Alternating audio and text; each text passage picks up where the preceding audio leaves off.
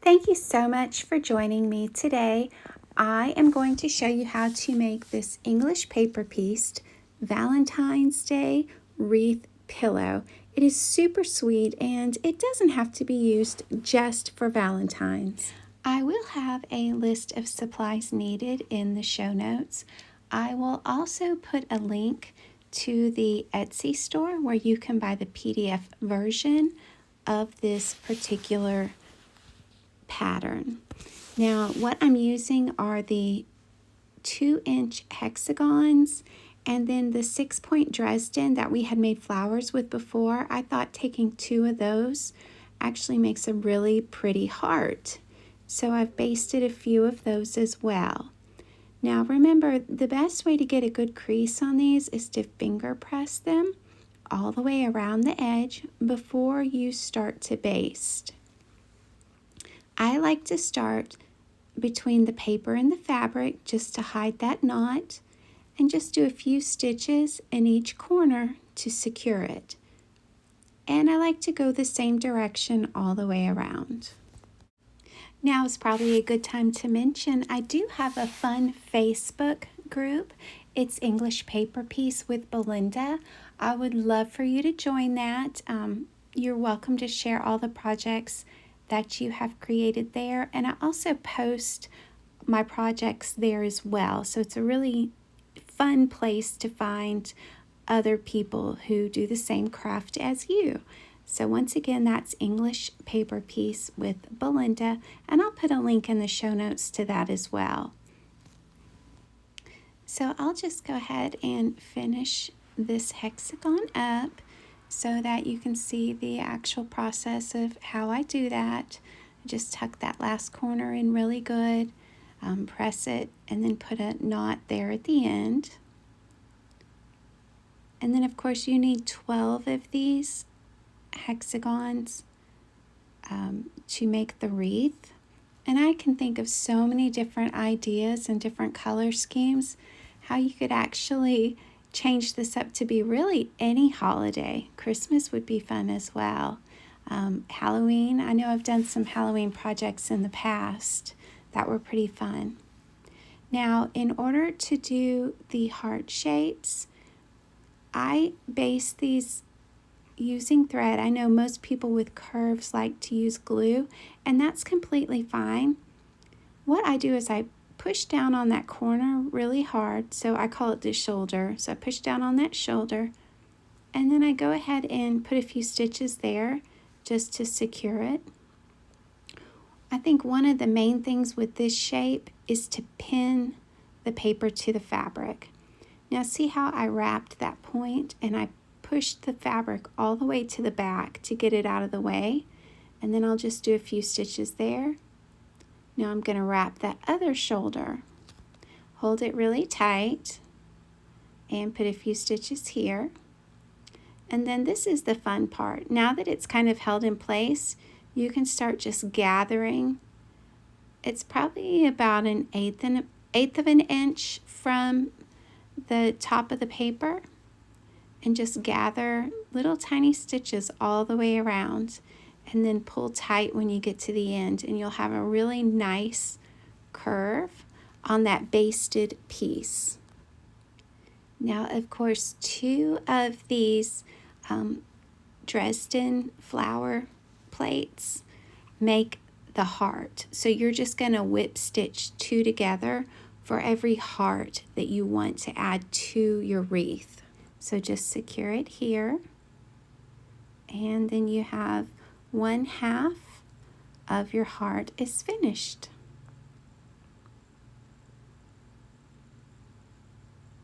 So you'll just do as many of those as you want. It's a cute, fun embellishment. I honestly had a hard time deciding what fabrics to use, so I can't wait to see what you guys decide to use on your wreaths. Please do post it to my Facebook group. Here was my idea. I found a really cool program that I can design these quilts with. Now, here is how your layout is going to be. Each side is a row of 3. So you're just going to stitch those together, whip stitch them until you have all of them connected. There's really no correct order to go in, and just as long as you end up with the right shape.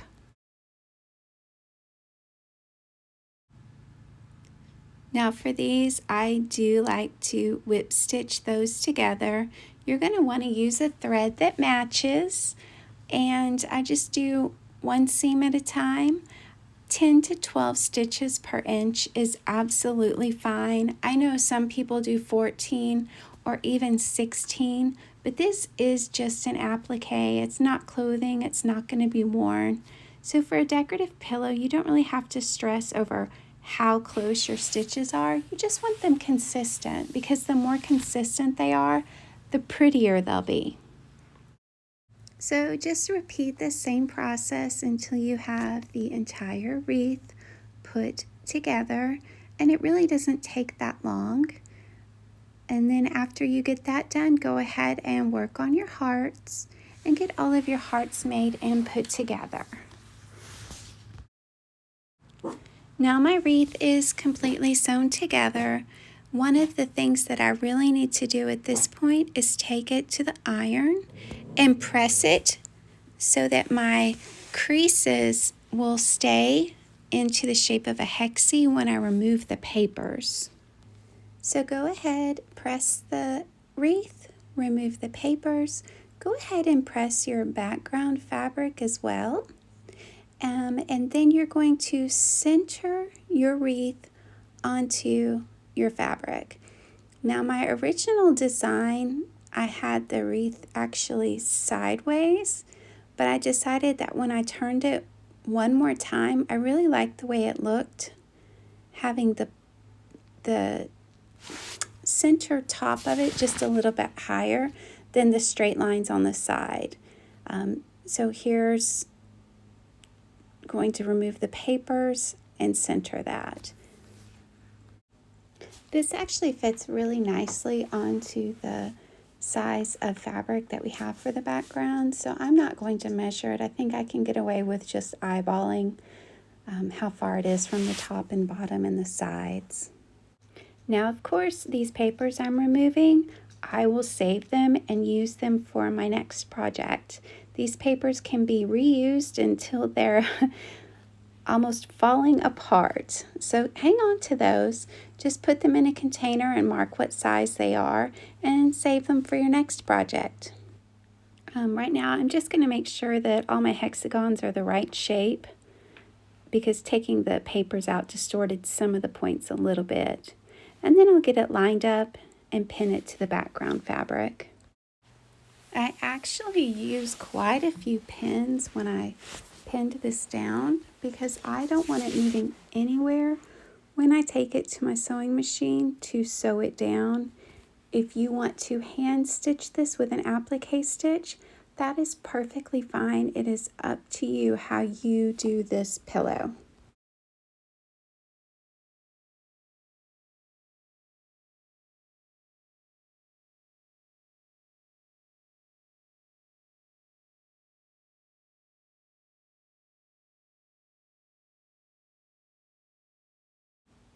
And here is a close-up of how many pins I'm putting into this wreath.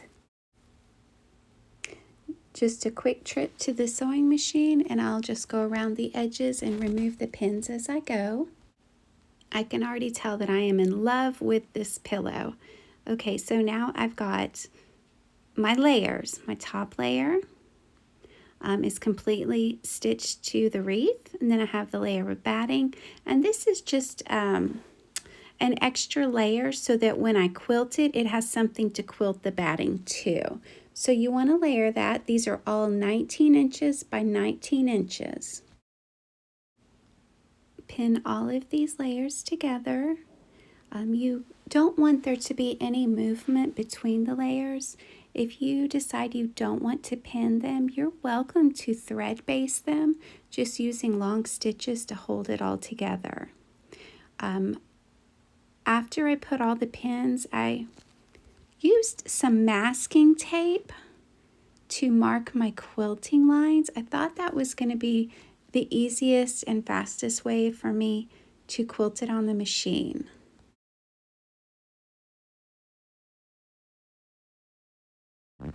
So just make sure that if you are using masking tape, don't stitch through the tape, just beside it.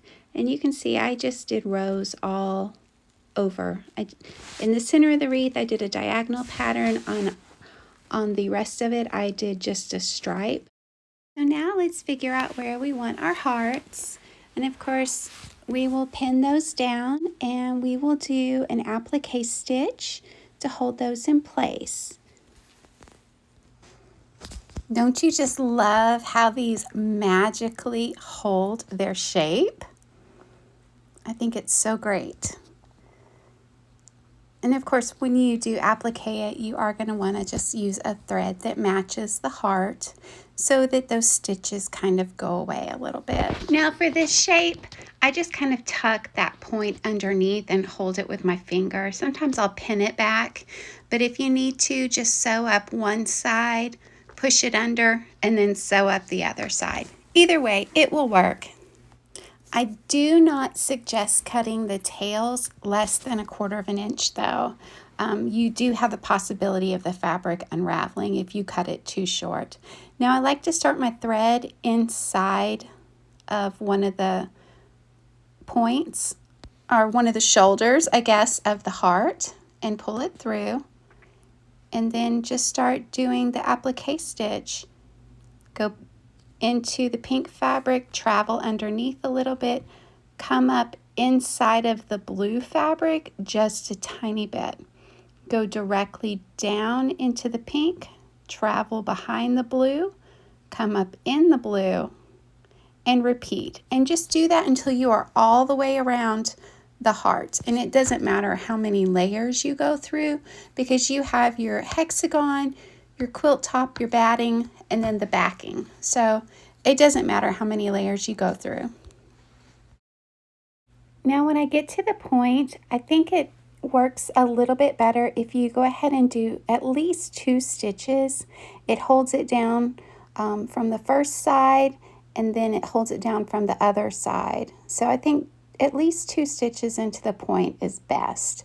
Now something really cute that I thought of, if you had wanted to, at this point, cut out a piece of batting the shape of the heart and stuff that in there, and then it would almost look like a puffed heart as you're appliquing around. So that's just another idea of something fun that you could do.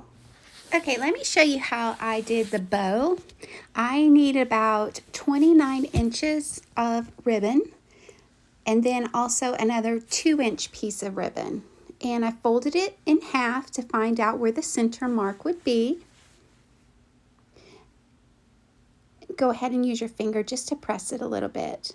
Now that center mark is what we're going to use to judge how this bow is going to look.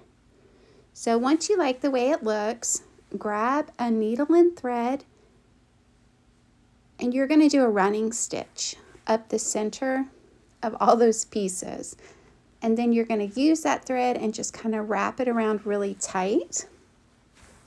Now I'm not going to put this bow on right now because we still have to make the pillow, and that's a lot on the front of it to have to hold in between all the different layers. So here you go. Just kind of smush it together and then do a running stitch up through that bow, and it will give you the shape that you're looking for. Now one thing I always do when I cut ribbons, I like to take a lighter and singe the edges so that it does not unravel. So I will do that as well. So just kind of shape it how you want. Grab your little 2-inch piece, wrap it around, and just use some stitches to secure it in the back as well. And remember, we'll sew that on later. So go ahead and set it aside. We do not need it yet. It will be like the last thing that we do. We are going to start putting our pillow together. We have our zipper, and what we're going to do, this is along the bottom. So what I've done is I've gone ahead and I've sewn the bottom across. Now I will press this seam open and place the zipper where that needs to go after it's been pressed. So I'll press it open and I'll go ahead and trim that batting that's in that seam allowance and try very hard not to cut any of the fabric. Okay, so now it's been pressed. The batting has been trimmed from that seam. I've actually left an opening. You can sew that closed completely to add the zipper, and then you just don't have to pick out those stitches once the zipper is in.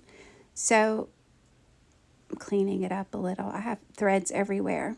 So go ahead and put your zipper face down into that seam where the opening is and pin it on either side, and then just go ahead and run it under the sewing machine down each side. If you do not want to use a zipper, just skip this part, but I do suggest that your opening be large enough to put your pillow insert into it. My zipper is actually kind of small and I struggled a little bit. Mine's 6-inch. I would suggest a 9 to maybe a 12-inch zipper for this pillow. Okay, just to make it easier. Using my zipper foot, I went ahead and I stitched each side of the zipper. And sometimes you have to move the zipper pull out of the way in order to sew on either side. Now here it is after I've stitched it. Leave the zipper open. I accidentally opened it and then shut it. Leave the zipper open. I don't know how to stress that enough. Now you're just going to go ahead and line it up and take it to the sewing machine and stitch the other 3 sides using a 1/2 inch seam allowance.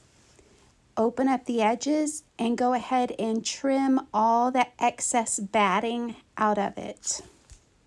Be careful when you're trimming it that you don't cut into your pink fabric.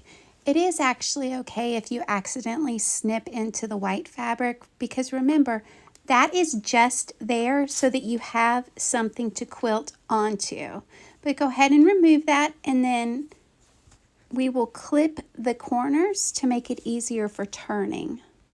Okay, so I've gone ahead and clipped the corners. I'm going to put my hand into the opening where the zipper is, or just your regular opening. And I'm going to try to grab a corner from the inside and go ahead and just pull those through. And that's going to help me turn it. And then I'll just use my fingers to press those points out on the corner. It's pretty easy if you have a large opening. I do hope that you're enjoying this video. Please feel free to like and subscribe and turn on your bell so that every time I do produce another video that you will be alerted to it. Okay, so I'm getting this turned. You can see I actually forgot to applique one of the hearts. I'm just going to remove that. I'm going to pull these corners out just a little bit more. I'm using my fingers. I think that will be fine. And then I'll attach my bow to the front. Oh, this is so exciting. I just love how this is coming along, and the bow is cute. Originally I had it on the top, but I think I might like it a little bit to the side, maybe at an angle. Hey, however you want to do it is fine. And I also have all these cute little flower buttons that I could add as embellishments, but it's really completely up to you and what you want your pillow to look like. I actually have my hand inside the pillow holding the bow where I want it, and I'm just kind of weaving back and forth between the pillow and the bow with my needle and thread, and I'll do that back and forth a couple of times, and then I will tie the thread off inside of the pillowcase. How stinking cute is that? I cannot wait to put the insert into this pillowcase. Thank you so much for joining me today, and happy sewing!